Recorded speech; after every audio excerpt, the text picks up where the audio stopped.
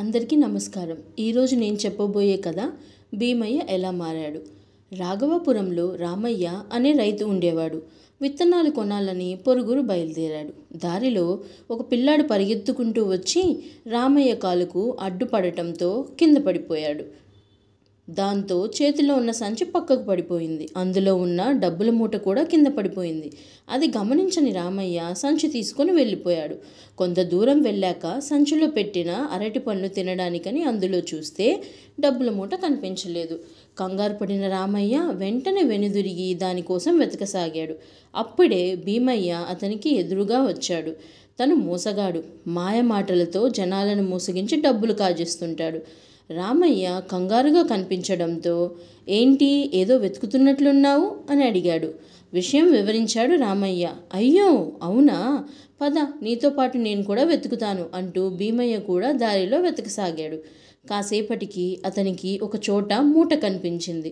వెంటనే రామయ్య దగ్గరికి వెళ్ళి నువ్వు చాలా అలసిపోయావు, ఆ చెట్టు నీడలో కూర్చో, నేను వెతుకుతాను, కనిపిస్తే తీసుకొచ్చి ఇస్తాను అని మాయమాటలు చెప్పి అతన్ని చెట్టు దగ్గరికి పంపించాడు.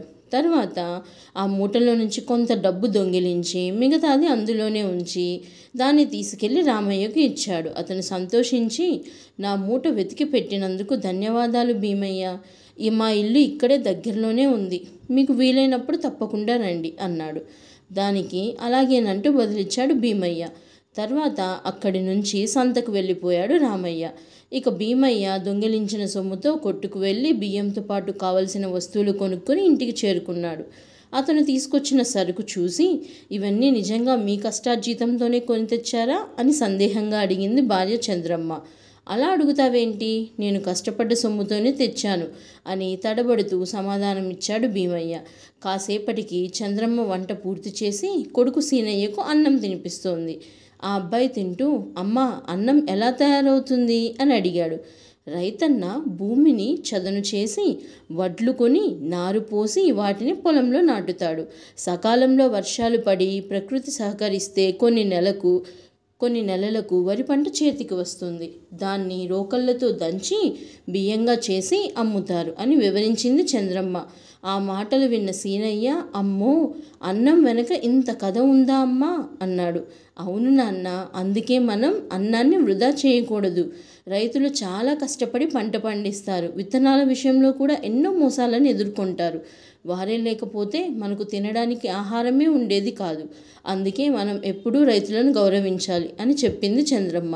అక్కడే ఉండి ఇదంతా వింటున్న భీమయ్యకు ఒక్కసారిగా మనస్సు చివుక్కుమంది. రైతు రామయ్యను మోసం చేయడం తప్పు అనిపించింది. వెంటనే అతని ఇంటికి బయలుదేరాడు భీమయ్య. అతన్ని చూసిన రామయ్య ఏంటి భీమయ్య ఈ సమయంలో వచ్చావు అని అడిగాడు. పొద్దున ధనం మూట దొరికినప్పుడు నీకు తెలియకుండా అందులో నుంచి కొంత డబ్బు దొంగిలించాను, నన్ను క్షమించు అన్నాడు భీమయ్య. నీకు అవసరమయ్యి కొంత డబ్బు తీసుకున్నావు, మొత్తం డబ్బు దోచుకొని ఉంటే నేనేం చేసేవాడిని? ఇప్పటికైనా తప్పు తెలుసుకున్నావు కదా, మరోసారి ఇలాంటి పనులు చేయకు అని చెప్పాడు రామయ్య. ఆ మాటలకు భీమయ్య కళ్ళు చెమ్మగిల్లాయి. రేపటి నుంచి కష్టపడి పనిచేసి నా కుటుంబాన్ని పోషించుకుంటాను, నీ డబ్బులు కూడా కొంతకాలంలో తిరిగి ఇచ్చేస్తాను అన్నాడు భీమయ్య. నువ్వు నాకు డబ్బులు ఇవ్వకపోయినా పర్వాలేదు, కానీ నీలో మార్పు వచ్చింది, అది చాలు. మనం నమ్మిన వ్యక్తులను ఎప్పుడూ కూడా మోసం చేయకూడదు, అది మాత్రం గుర్తుపెట్టుకో అన్నాడు రామయ్య. ఇక ఆ రోజు నుంచి భీమయ్య తన ప్రవర్తన మార్చుకొని కష్టపడి పని చేసుకోసాగాడు. ధన్యవాదములు.